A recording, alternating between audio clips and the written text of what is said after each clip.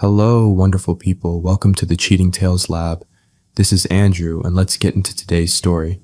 So the title is, My Daughter Begged Me Not to Go on My Business Trip. Daddy, when you travel, Grandma takes me somewhere dark. Please don't leave. I told my wife I was flying out. Instead, I parked 2 streets away, walked back, and climbed through the back window. At 9 p.m., my mother-in-law's car pulled into the driveway. My wife carried my sleeping daughter to the car. I stepped out of the shadows. My wife dropped her. Then I saw what was inside the car. I froze in horror after. Warren Waters pressed his lips to his daughter's forehead. Her small body curled under the pink comforter decorated with cartoon unicorns. Hope's eyes fluttered open, revealing the same hazel color as his own. She was 6 years old, with blonde hair that Nicole insisted on keeping long enough to braid. Daddy, Hope whispered, her voice trembling. Please don't go. Warren had heard this before. Business trips always triggered anxiety in Hope, but tonight felt different. Her small hand gripped his wrist with unexpected strength. Sweetheart, I'll only be gone 3 days, Atlanta and back, just like always.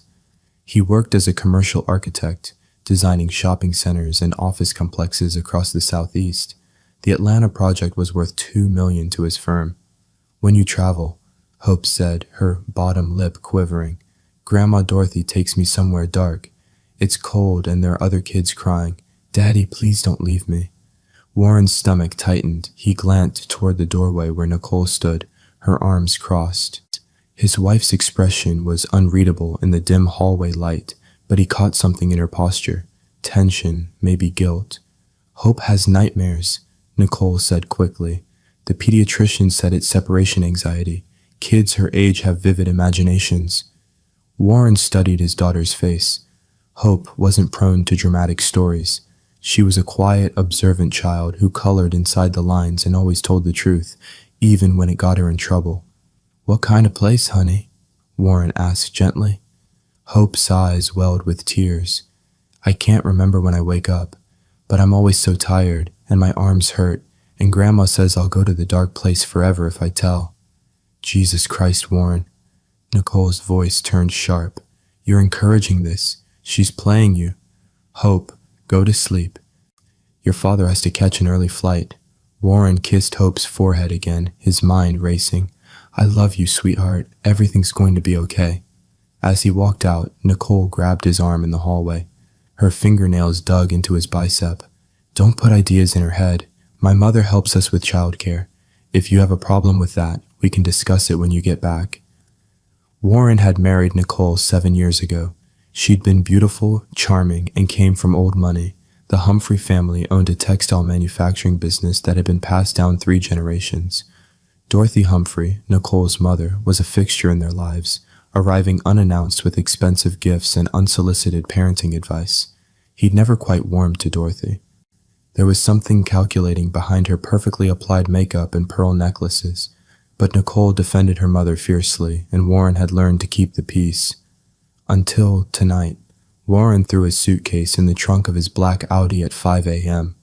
Nicole watched from the doorway in her silk robe, coffee mug in hand. He waved, started the engine, and drove toward the highway. But instead of heading to the airport, Warren circled back through their Charlotte neighborhood. He parked 2 streets over, behind a construction site that had been abandoned for weeks. His military training from 8 years in the Marines kicked in. Warren had served 2 tours in Afghanistan as an intelligence officer before transitioning to civilian life. He'd learned patience, observation, and how to trust his instincts when something felt wrong. And everything about this felt wrong. Warren walked through backyards and side streets, approaching his house from the rear. Their property backed up to a small wooded area, which made it easy to slip through the trees undetected. He'd installed the security system himself, a top-of-the-line setup that he now disabled using his phone, creating a 30-second window to enter through the basement.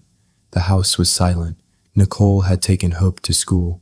Warren positioned himself in the guest bedroom on the 2nd floor, a room they never used that offered a view of the driveway.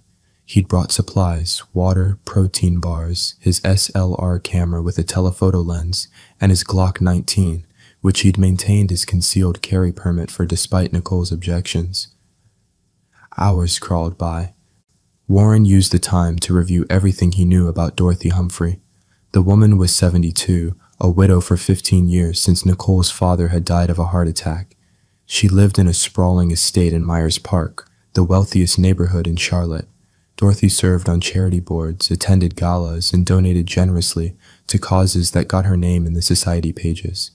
But Warren had always sensed a coldness beneath the Southern Belle facade. The way Dorothy looked at Hope sometimes, like she was inventory to be managed rather than a granddaughter to be loved. Nicole's car pulled into the driveway at 3:30 p.m. Warren watched through the camera lens as his wife helped Hope out of the back seat. His daughter looked exhausted, her backpack dragging on the ground. Nicole hustled her inside without the usual afternoon snack routine. Warren waited. At 8:45 p.m., headlights swept across the driveway. Dorothy's silver Mercedes pulled up to the house. Warren's pulse quickened. He raised the camera, finger on the shutter button. Nicole emerged from the front door carrying Hope. His daughter appeared to be sleeping, her head lolling against Nicole's shoulder. But something was off. Hope's arms hung too limply, her breathing too shallow. Warren's blood turned to ice. That wasn't natural sleep. Hope had been drugged. He moved swiftly down the stairs, adrenaline flooding his system. The training from his Marine days took over. Controlled breathing, heightened awareness, tactical thinking. He slipped out the back door and circled around the side of the house, staying in the shadows cast by the street lamps. Nicole was placing Hope in the back seat of Dorothy's Mercedes. The old woman stood by the driver's door, checking her phone. Warren could see her clearly now. Dorothy wore all black, unusual for her, and her expression was businesslike, rather than grandmotherly. Warren stepped out from the shadows. "Going somewhere?" Nicole's scream cut through the quiet suburban night. She stumbled backward, and Hope slipped from her arms. Warren lunged forward, catching his daughter before she hit the concrete. Hope's skin was clammy, her pupils dilated even in sleep. "Warren, what are you? You're supposed to be in Atlanta." Nicole's voice pitched high with panic. "What did you give her?" Warren held Hope close, his voice deadly calm. "What the fuck did you give my daughter?" Dorothy moved with surprising speed for her age, trying to slam the Mercedes door shut, but Warren had already seen inside.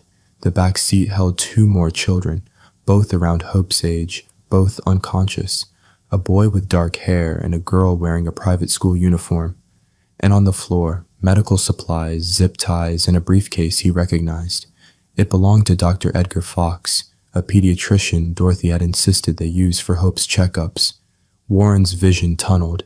Everything clicked into place with horrifying clarity. The dark place Hope mentioned, her unexplained exhaustion after his business trips, the way Dorothy always insisted on babysitting, always at night, always when he was out of town. "You're trafficking children." Warren's voice came out flat, emotionless, the same tone he'd used in Afghanistan when interrogating enemy combatants. How long?" "You don't understand," Nicole said, her face crumbling. "Warren, please, it's not what it looks like." "Then tell me what it looks like, Nicole. Tell me why our daughter is drugged in your mother's car with two other unconscious children." Dorothy's mask finally slipped. Her southern gentility evaporated, replaced by cold calculation. "You've made a terrible mistake, Warren. You should have stayed on that plane." "I'm calling the police." Warren shifted Hope in his arms, reaching for his phone. Dorothy laughed, a brittle, ugly sound. "And tell them what? That your wife and I were taking children to a sleepover? That you broke into your own home and have been hiding like a paranoid lunatic? Call them. I have the chief of police and half the district attorney's office at my charity events. My family has owned this city for 100 years. Warren looked at Nicole. His wife wouldn't meet his eyes. 7 years of marriage, and he'd never really known her at all. "How much?" Warren asked quietly. "How much are they paying you to sell children?" "It's not about money," Nicole whispered. "Mother's organization, they help place children with families who want them, people who can't adopt through traditional channels. It's a service." "A service?" Warren's jaw clenched. "You're drugging kids and selling them to the highest bidder. That's called human trafficking, Nicole." "The families pay well," Dorothy said matter-of-factly, And the children come from unfit parents anyway. Drug addicts, welfare cases, we're giving these kids better lives. Warren's grip tightened on Hope. Hope isn't from a welfare case. She's your granddaughter. Hope is merchandise that's already been paid for, Dorothy said. A very wealthy couple in Dubai has been waiting 6 months for a blonde American girl under 7. The deposit alone was $500,000. The words hung in the air like poison gas. Nicole finally looked at him, tears streaming down her face. I'm sorry, I never wanted. Mother said we needed the money. The house, the lifestyle, everything was mortgaged. Daddy's business failed before he died. It's all been a lie, Warren. We've been broke for years. Warren's mind raced through possibilities. If Dorothy had the police and DA in her pocket, a straightforward approach would fail. He'd be painted as an unstable veteran with PTSD, and by the time any real investigation happened, Dorothy would have cleaned up the evidence and disappeared with Hope forever. He needed time. He needed leverage. And most importantly, he needed to get Hope to safety. Okay, Warren said slowly. Okay, let's talk about this inside. We can figure something out. Dorothy's eyes narrowed. You're not that stupid. I'm a realist. Warren forced his voice to stay level. You're right about your connections, but I'm Hope's father. I have parental rights. We can negotiate something. Maybe I look the other way on the others if you leave Hope out of it.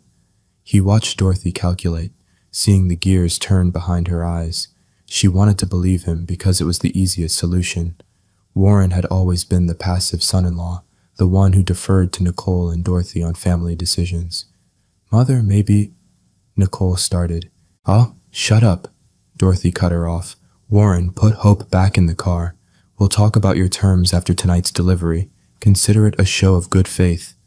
Warren looked down at his daughter's unconscious face. Every instinct screamed to run, to fight, to kill both of these women where they stood. But the other 2 children in the car needed help too. And if Dorothy had been doing this for years, there were dozens more victims, maybe hundreds. He needed to destroy the entire operation, not just save Hope. All right, Warren said, but I'm coming with you. I want to see the whole setup. If I'm going to be complicit, I need to understand the risk. Dorothy smiled, a predatory expression that made Warren's skin crawl. Smart choice, but leave your phone here, and the gun I'm sure you're carrying. Warren had miscalculated. Dorothy was sharper than he'd thought.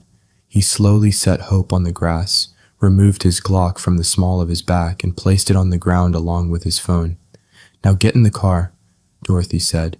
Nicole, drive Warren's car into the garage. We'll dispose of it later. As Warren climbed into the Mercedes with his drugged daughter and 2 other unconscious children, he caught a glimpse of the briefcase again. Dr. Edgar Fox. That was a thread he could pull. He'd been in worse situations in Afghanistan. Sometimes you had to go deeper into enemy territory to find the command center. Warren Waters was going to war, and this time, the enemy was on his home soil. The Mercedes glided through Charlotte streets, Dorothy driving with practiced ease. Warren sat in the back seat between the 3 unconscious children, his mind cataloging every detail. The boy appeared to be around 5 years old, Hispanic, with a small scar on his chin. The girl in the school uniform was maybe 7, Asian features, expensive shoes. Both had the same clammy skin and shallow breathing as Hope. Where did you get them? Warren asked, keeping his voice neutral. The boy's mother is in rehab. 3rd time. Dorothy didn't take her eyes off the road. The girl's parents are Chinese nationals here on work visas. They have 2 daughters. They won't miss one. The casual cruelty in her voice made Warren want to reach forward and snap her neck, but he forced himself to breathe, to observe, to plan. They drove for 20 minutes, leaving the upscale neighborhoods and entering an industrial area near the airport. Dorothy pulled into a warehouse complex that appeared abandoned. But Warren noticed the security cameras, the reinforced doors, the fresh tire tracks in the dusty lot. Inside, the warehouse had been converted into a makeshift medical facility. Exam tables, IV stands, medical equipment, and people, at least 6 adults moving with purposeful efficiency. Warren recognized Dr. Edgar Fox immediately, the pediatrician who'd examined Hope a dozen times. The doctor was preparing syringes, his balding head bent over his work. A younger man in expensive clothes supervised the operation. He was maybe 30, handsome in a generic way, with slicked back dark hair and a Rolex that probably cost more than Warren's car. "Dorothy," the man said, smiling. "Right on time. And who's this?"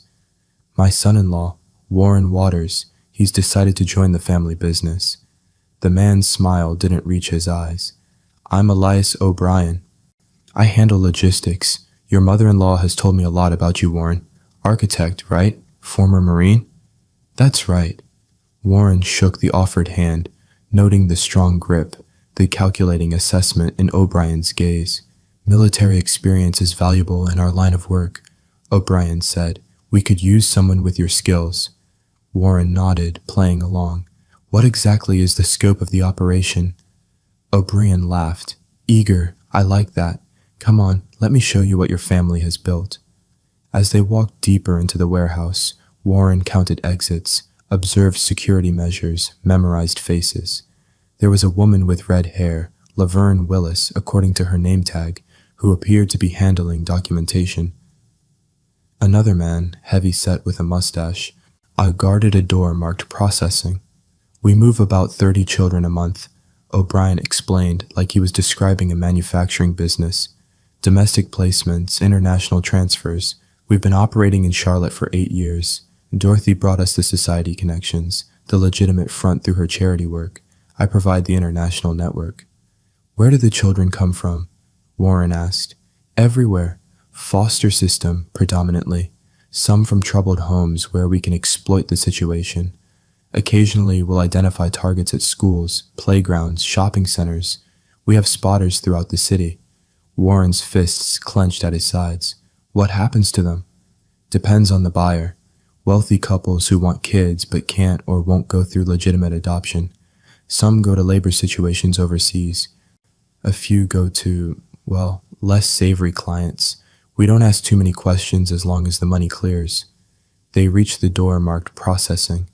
The guard, a man who looked like he'd done time, with prison tattoos crawling up his neck, stepped aside. Inside, Warren saw rows of cages, not cells, cages, and in them at least 15 children of various ages, most sleeping, some staring blankly at nothing. Warren's vision blurred red. Every instinct screamed to attack, to kill everyone in this building. But he'd be dead in seconds and hope would disappear forever. "Impressive setup," Warren managed to say.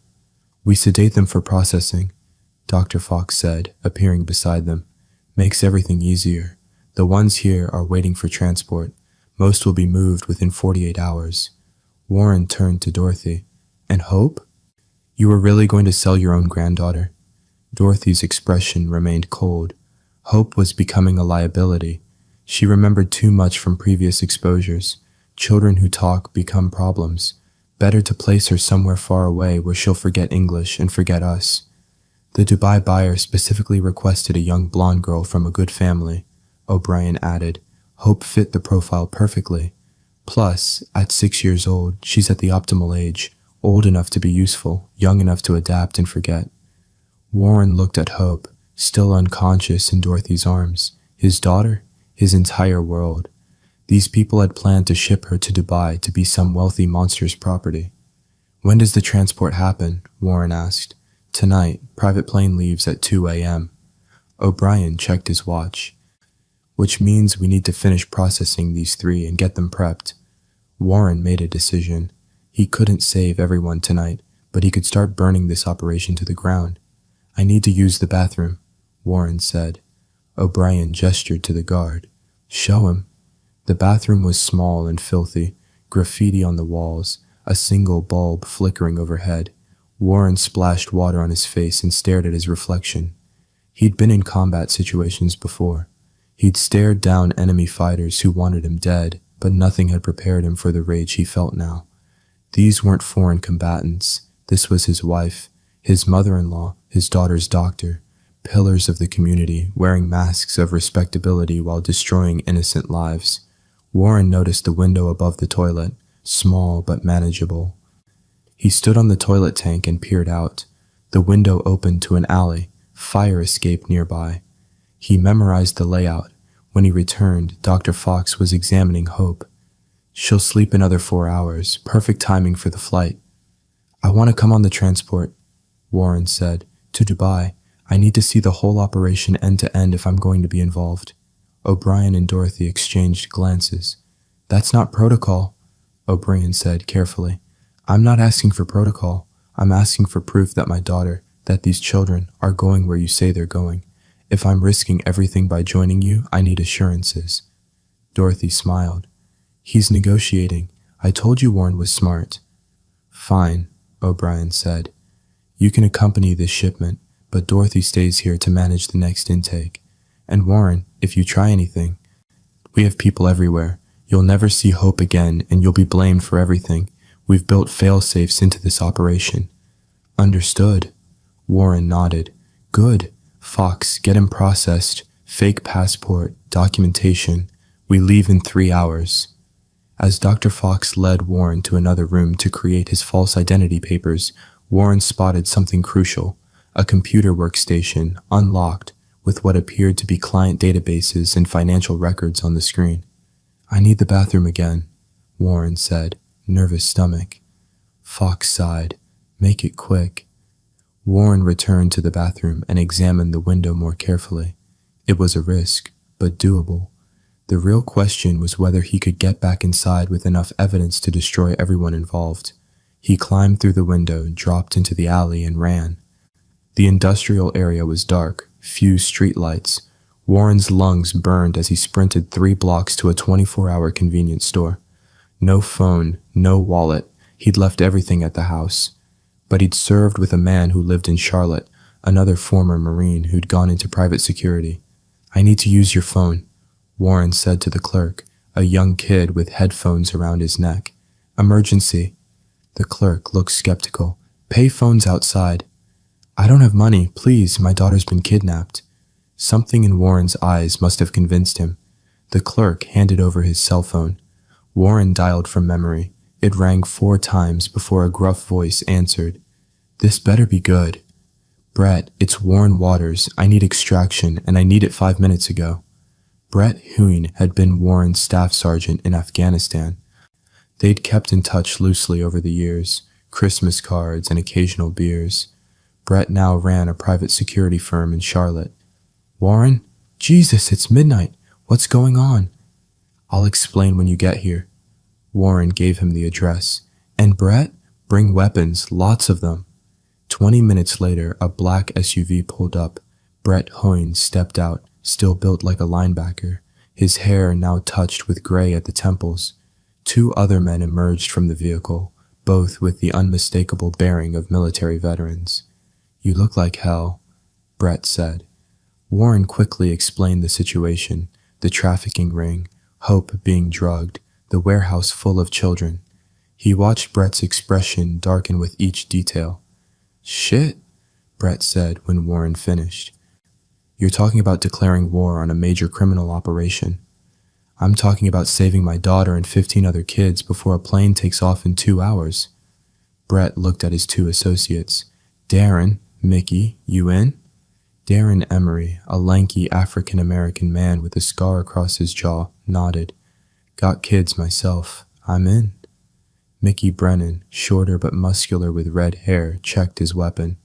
"Let's do this." "We need a plan," Brett said. "You can't just shoot up a warehouse full of kids." Warren's mind raced. "The plane. If we stop the plane, we stop tonight's transport. Then we go after the warehouse." "Airport's controlled environment," Darren said. "Security, cameras, federal jurisdiction." "Private airfield," Warren corrected. "O'Brien mentioned a private plane. They can't be using Charlotte Douglas International. Too much scrutiny." Brett pulled out his phone. "I know someone at the FAA. Give me 5 minutes." While Brett made calls, Warren borrowed a phone to contact someone else he'd remembered. Jeffrey Morrison, an investigative journalist he'd met at a community event 2 years ago. Morrison worked for the Charlotte Observer and had a reputation for exposing corruption. "This is Jeffrey," a sleepy voice answered. "Mr. Morrison, my name is Warren Waters. I have evidence of a child trafficking ring operating in Charlotte. I'm about to shut it down tonight, but I need you to document everything." Who is this really? It's almost 1 in the morning. I'm a father trying to save his daughter, and about 30 other children. Can you meet me at coordinates? I'll text you in 40 minutes with a camera crew. There was a pause. If this is bullshit, it's not. Bring cameras. Bring your biggest story of the year. Warren hung up as Brett returned. Found it. Small private airfield 20 minutes from here. 1 plane scheduled for departure at 2 a.m. Flight plan filed to Dubai with a fuel stop in London. Then that's where we're going, Warren said. The 4 men loaded into the SUV. Brett handed Warren a Glock 17 and extra magazines. Like old times, huh? Except now the enemy wears designer clothes and donates to charity, Warren said grimly. As they drove toward the airfield, Warren called Jeffrey Morrison back with the coordinates. Then he called one more number, a federal contact he'd maintained from his intelligence days, an FBI agent named Herbert Carson who specialized in organized crime. Carson, an alert voice answered. Special agents never really slept. Agent Carson, this is Warren Waters. We met 3 years ago at the Joint Task Force briefing in Quantico. I remember. What can I do for you, Warren? I'm about to hand you the biggest human trafficking case in North Carolina history, but I need you to mobilize now and meet me at these coordinates. I can't just mobilize a team based on a phone call at 1 in the morning. Then I guess you'll miss the arrest of Dorothy Humphrey, a pediatrician named Edgar Fox, and at least a dozen other traffickers who've been operating under your nose for 8 years. Plus, I'll rescue about 30 children in the process. Your call, Agent Carson. The line went silent for a moment. Then, give me the address. And Warren, don't do anything stupid before I get there. Define stupid, Warren said and hung up. The private airfield sat on the outskirts of Charlotte, a single runway with a small terminal building and 2 hangars. Security was minimal, a chain-link fence and a gate guard who looked bored. Warren and the team parked a quarter-mile away, approaching on foot through an overgrown field. The night was humid, clouds obscuring the moon. Warren could see the plane on the runway, a sleek Gulfstream G550, lights on, engines warming up. 2 guards visible, Darren whispered, looking through night vision binoculars. Armed, one by the plane, one by the terminal. O'Brien will be there, Warren said. Probably Dr. Fox, maybe others. And the kids? Mickey asked. On the plane already, or about to be loaded. They'll be sedated, easy to move. Brett checked his watch. Carson's ETA is 30 minutes. On too long. Then we don't wait. Warren chambered around. We go in quiet, neutralize the guards, secure the plane. By the time backup arrives, we'll have everything locked down. They moved in pairs, Warren with Brett, Darren with Mickey. The fence was easy to cut through. They approached the terminal from opposite sides, using the darkness as cover. Warren spotted the first guard, young guy, probably hired muscle, cigarette dangling from his lips. Stupid. The orange glow gave away his position. Warren moved like a shadow. 8 years of Marine close-quarters combat training taking over. He struck fast and precise, rendering the guard unconscious before he could even drop the cigarette. On the other side of the terminal, Darren and Mickey took down the second guard. Warren signaled to Brett. They moved toward the plane. The Gulfstream's door was open, stairs extended. Warren could hear voices inside. O'Brien's distinct tone, sharp and commanding. Another voice he didn't recognize. We're behind schedule, O'Brien was saying. Where the hell is Fox with the sedation logs? The Dubai buyer wants documentation on all medical treatments. Warren crept up the stairs, Brett right behind him. Inside the plane's luxurious cabin, he saw them. Hope and the other 2 children from earlier, strapped into seats, still unconscious, and 4 more children he hadn't seen before. Older, maybe 8 or 9, similarly sedated. O'Brien stood in the aisle with another man, both reviewing paperwork. Neither noticed Warren until he had his Glock pointed at O'Brien's head. Federal agents are 2 minutes out, Warren said calmly. This is over. O'Brien's eyes widened, then he smiled. Warren, I underestimated you. Dorothy said you'd be compliant. Dorothy doesn't know me as well as she thinks. The other man slowly raised his hands. He was older, distinguished, wearing an expensive suit. I'm just the pilot. Bullshit. Brett said, covering him. You're transporting drugged children internationally. You're an accomplice. O'Brien's hand drifted toward his jacket. Warren's finger tightened on the trigger. Don't. You won't shoot me, O'Brien said confidently. Not in a plane full of children. One stray bullet hits the wrong thing and... Warren shot him in the kneecap. O'Brien's scream echoed through the cabin. He collapsed, clutching his shattered leg. You son of a bitch. I'm a Marine. I don't miss. Warren kicked O'Brien's gun away. Next one's through your skull. The pilot dropped to his knees, hands on his head. Don't shoot. I just fly the plane. I don't know what they're doing. Sirens wailed in the distance, multiple vehicles converging on the airfield. Hope, Warren said, holstering his weapon and moving to his daughter. Her pulse was steady, breathing regular. Relief flooded through him. She was alive. She was safe. Federal vehicles surrounded the plane. FBI, local police, even a SWAT team. Agent Herbert Carson climbed aboard, his weathered face taking in the scene with professional assessment. Warren Waters, Carson said, you've been busy. These children need medical attention immediately, Warren said. They've been drugged, and they're more at a warehouse facility. He gave Carson the address. Already have units en route, Carson said. He looked at O'Brien, writhing on the floor. Elias O'Brien. We've been tracking you for 3 years across 4 states. Couldn't get enough evidence to arrest. Thank you for gift wrapping yourself. Jeffrey Morrison and his news crew arrived minutes later, cameras rolling. Warren gave him a statement on camera, laying out the entire operation, Dorothy Humphrey's charity front, Dr. Edgar Fox's medical complicity, the warehouse full of caged children. This ring has been operating for at least 8 years, Warren told the camera, selling children to wealthy buyers worldwide. My daughter was hours away from being trafficked to Dubai. She is one of 30 children we've rescued tonight. By 3 a.m., the warehouse had been raided. Dorothy, Dr. Fox, and 6 others were in custody. The FBI recovered detailed records of over 200 children who'd been trafficked through the operation. Bank accounts in the Cayman Islands, buyer databases spanning 3 continents.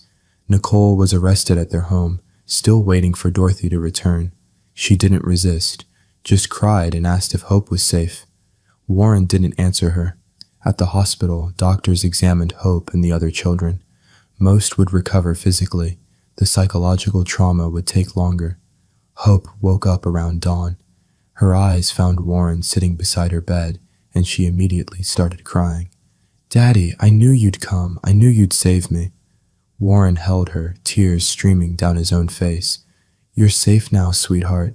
No one's ever taking you anywhere dark again. Is Mommy coming? Warren's jaw clenched. How do you tell a 6-year-old that her mother tried to sell her? Mommy made some very bad choices, Warren said carefully. She's going to be away for a long time. Because of Grandma Dorothy? Yes, because of Grandma Dorothy. Hope buried her face in Warren's chest. I don't want to see them anymore. You won't, Warren promised. I'll make sure of that. Over the next 72 hours, the story exploded across national media. Jeffrey Morrison's investigative report detailed every aspect of the trafficking ring. Names, faces, bank records. The Charlotte Observer published a series that won awards and triggered federal investigations in 6 other states where similar operations were suspected. Dorothy Humphrey's carefully constructed facade crumbled. Her charity boards expelled her. Society friends distanced themselves. The Humphrey family textile business, already drowning in debt, collapsed entirely when banks called in loans. Warren filed for divorce and emergency sole custody. His lawyer, a fierce woman named Monica Everett who specialized in family law, ensured Nicole would never see Hope again. She'll get 25 to life, Monica explained in her office. Conspiracy to traffic minors, child endangerment, kidnapping. The DA is throwing everything at her. She might take a plea deal.